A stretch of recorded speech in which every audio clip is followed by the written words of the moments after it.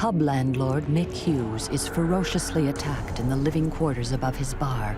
He's battered and beaten over the head and left bleeding to die. After hundreds of hours of investigation, the police are baffled. They just don't have enough evidence to make an arrest. There was a feeling of a marathon about that inquiry. Local psychic Angela McGhee visits the scene of the crime. I could see a vision of Mick's body lying under the window. Actually could see his injuries. Her spirit allies show her the terrible truth. I got this awful shudder through me. And I realised then that I was actually looking at the culprit. Can Angela's supernatural visions help bring the brutal killer to justice?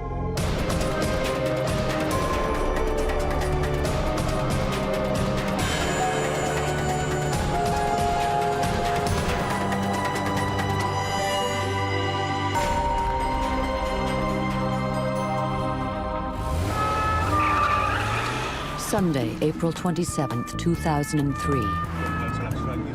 Police race towards the quiet village of Pelsall near Birmingham, towards the Royal Oak pub.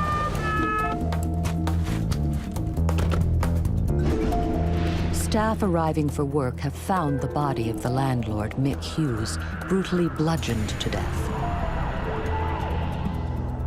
Detective Inspector Ian Bamber and Detective Constable Mike Crump have the job of catching the killer.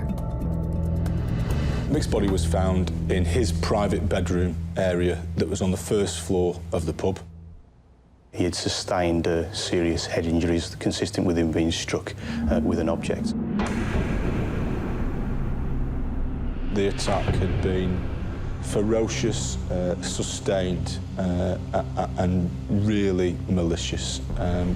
If offenders had meant to incapacitate him, to render him unconscious or knock him out, you could have easily done that with one or two blows. But no, they hit him again and again and again. The bedroom upstairs where Mick slept was ransacked.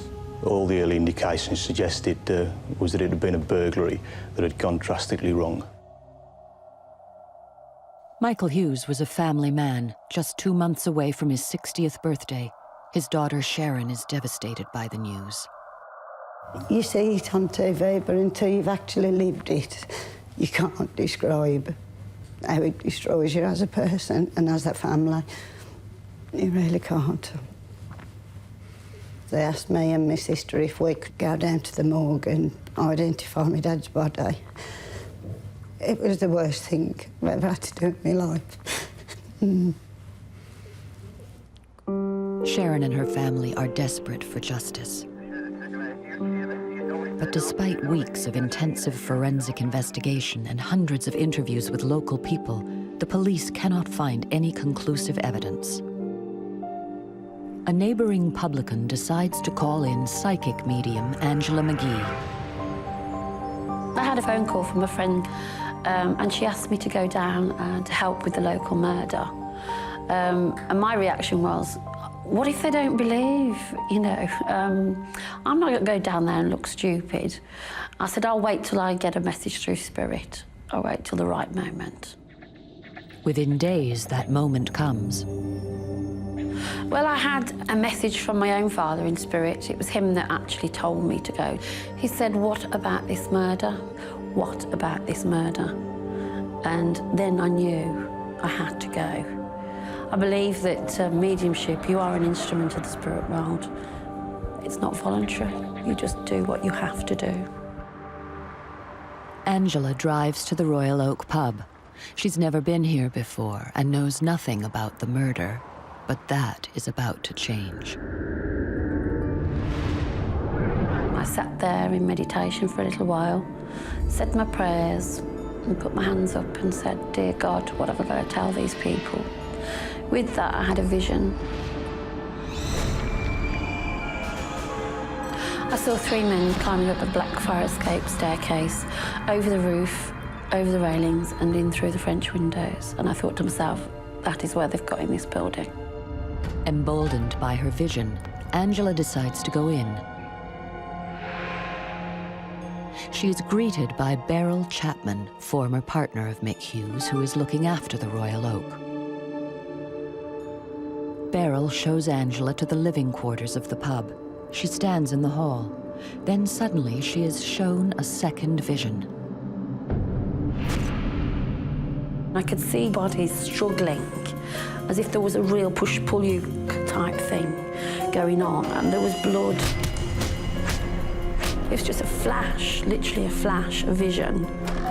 Angela goes to the bedroom where Mick met his grisly fate. As she moves into the room, Spirit sends her another terrifying glimpse of the past.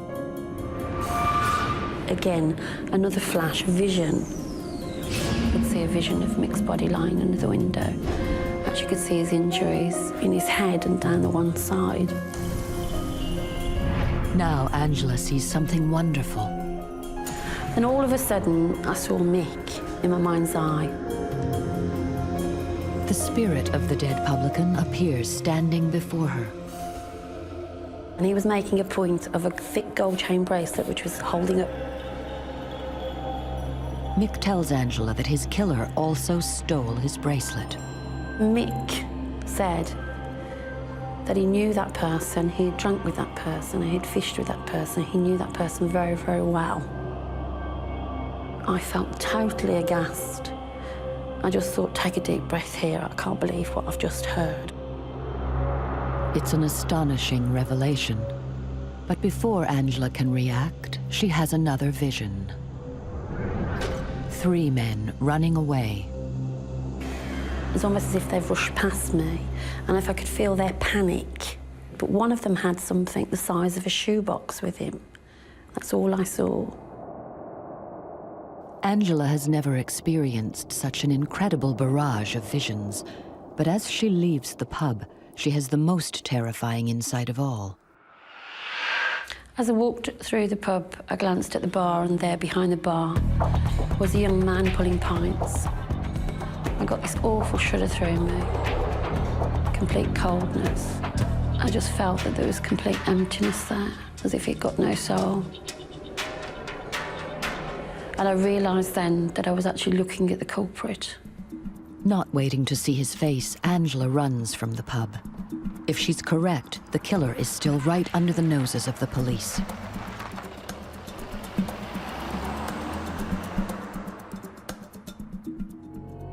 Landlord Mick Hughes has been brutally murdered above his pub, the Royal Oak, by person or persons unknown.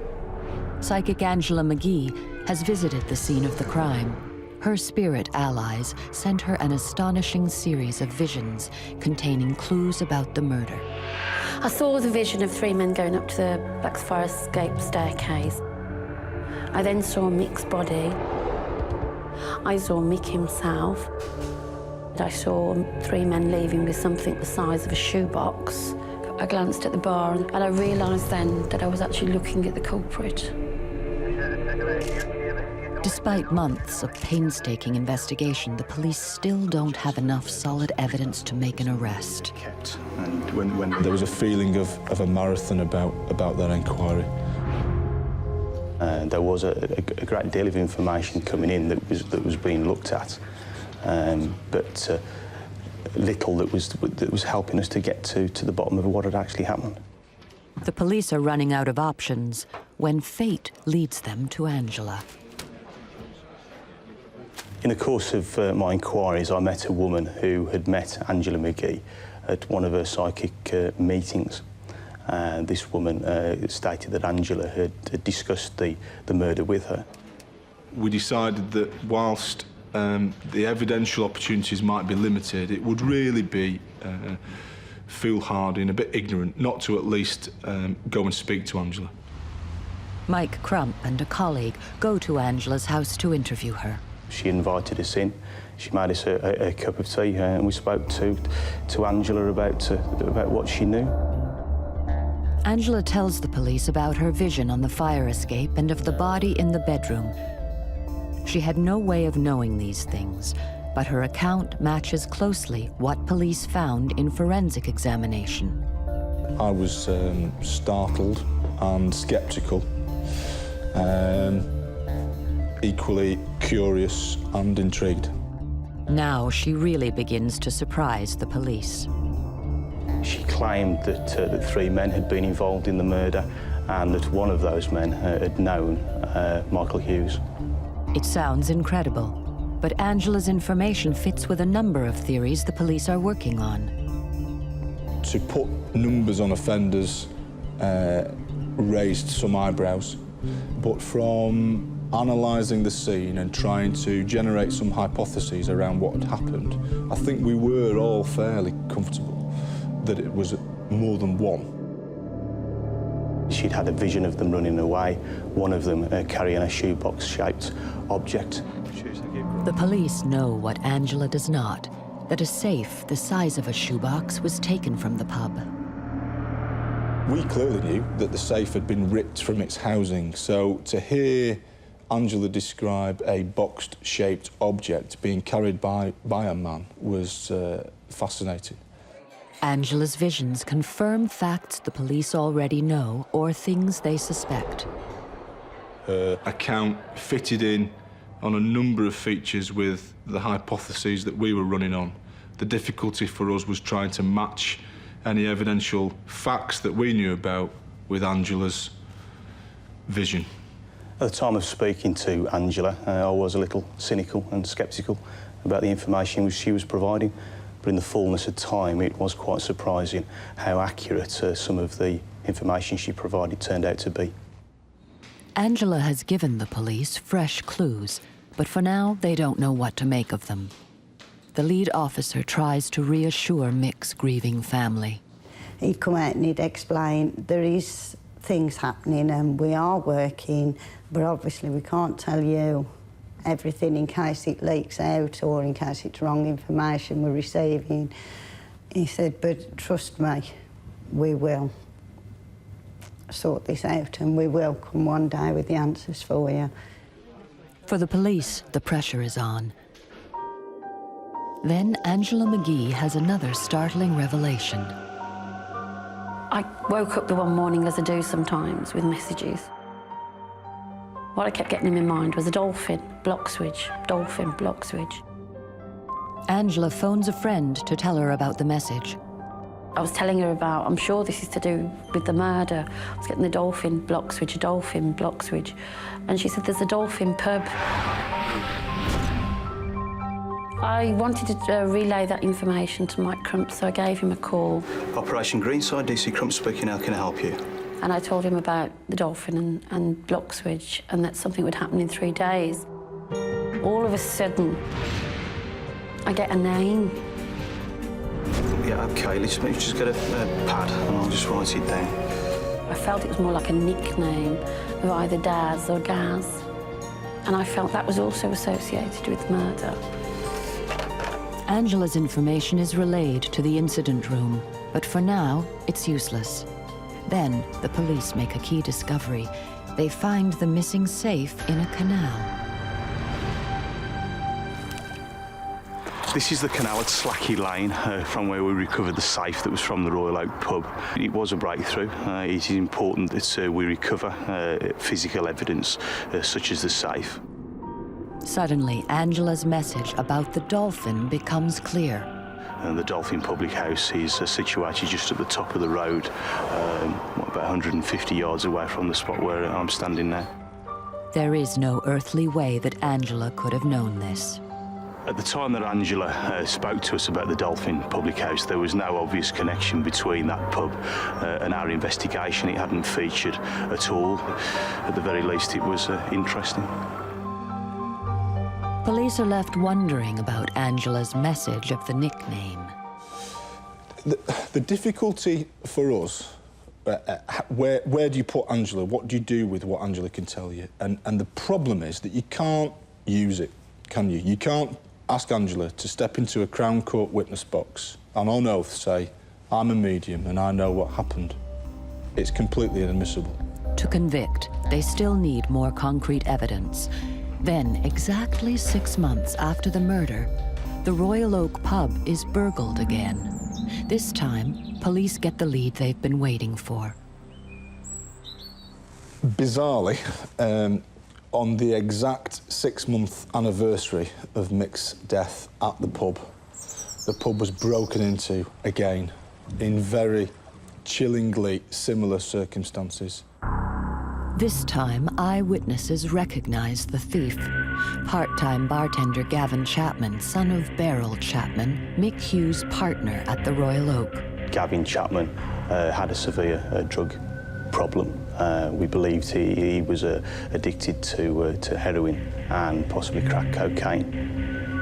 Michael Hughes was always quite suspicious that Gavin was taking money from him in various forms in order to fund his drug addiction. The police had always suspected Gavin Chapman might be involved in the murder, but he has an alibi with two other men, Stephen Lockley and Lee Worgan.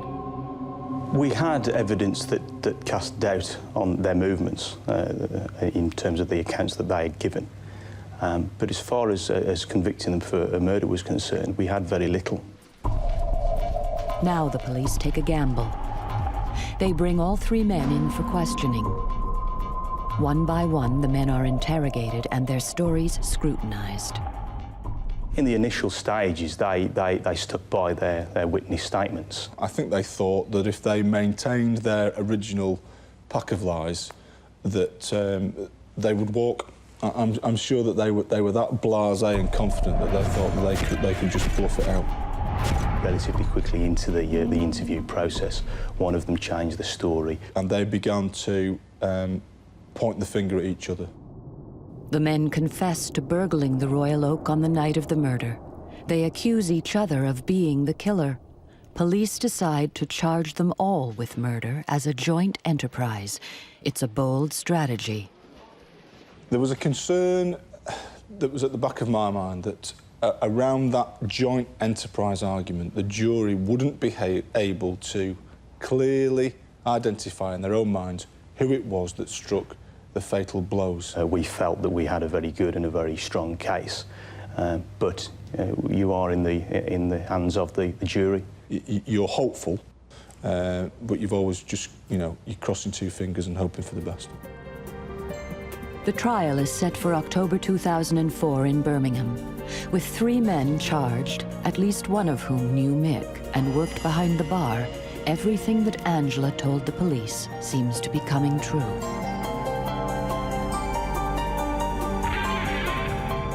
Gavin Chapman, Lee Worgan and Stephen Lockley are set to be tried for Mick Hughes' murder.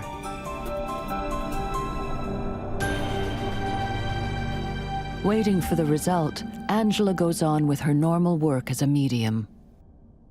It was a few months later, after I had my visit to the Royal Oak, that I had a phone call. Carol Hall has lost her mother and wants a medium to contact her in spirit. I had no previous knowledge of Angela before this phone number was handed to me. In fact, she was one of about 4 numbers that were handed to me. And the reason I picked Angela was because she was the one more local, because I didn't know if there was a radius to how far they'd travel. And like the address was pretty local, so I thought I'd go for Angela. Angela visits Carol one evening at her home. Angela sat in the bedroom and I sat on the chair, more or less opposite to her. The spirit of a mother came through, and I felt that her mother's energy was all around the bedroom where we were. And then I told Carol that her mother was with her son in spirit. Got to talking about it, and then they just said, which was the devastating bit, who's Michael? And that was when I just went to pieces, and I says, that was my brother. And she said, your mum's telling me she called him Michael, everybody else called him Mick, which was spot on. And all of a sudden, I had a flash of the Royal Oak and a flash of Mick in my mind. And I said, it's Mick from the Royal Oak murder. The look on Angela's face, it couldn't be captured on tape when she suddenly realised who she was talking about. She said, he keeps telling me, I've been there, and he says, can I ask, is it the pub in Pelsall? And I says, yeah. It's an amazing revelation. Angela didn't know it, but Carol Hall is Mick Hughes' sister. Mick's spirit has sought her out again. I could hear Mick say that he would see justice, and he would see justice 3 times. All I heard was justice, justice, justice. And then I says to Carol, I can see the family with their hands up in the air in triumph. And he also said something about Stafford and time, which I had to relay, which didn't make sense to me at the time. With the trial hanging in the balance, Angela's message gives comfort to Carol. With my brother coming through via Angela and saying that justice will be done, she was so right with Mum. I wanted this to be so right as well. But until the jury gives their verdict, the family can only hope that Angela's telling the truth. Just days before the trial is due to start in Birmingham, part of Mick's message becomes clear. Another case has overrun. The trial is moved to Stafford Crown Court. The court case, up until the Friday prior to the Monday's date for the court case, was going to be Birmingham, then it was going to be Wolverhampton, and on the Monday we had to go to Stafford, which was uncanny, very uncanny, because we weren't aware of that, nobody was. For police and the family, it's a tense time. You've always got that element of doubt in the back of your mind, and you're worried about how the jury will perceive the evidence that you feel is very strong, and how your witnesses will come across as well. The trial runs for 3 long weeks.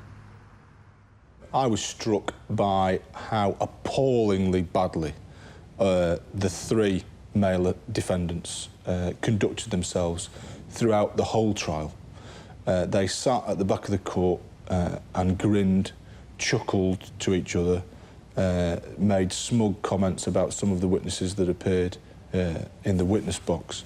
And when they were ultimately asked to give evidence, they made the worst job of it I've ever seen in my life. They were absolutely appalling. They were flippant, clearly telling lies. Chapman was asked whether he wanted to take the oath, and his very first words to the jury were, whatever. He did himself no favours. To hear people read it out as to the horrific injuries and how they occurred and how many times they hit my dad, that was really hard. And at one stage my mum and my 2 brothers had to leave because they couldn't cope. Because to everybody else it's a story, to us it was our dad.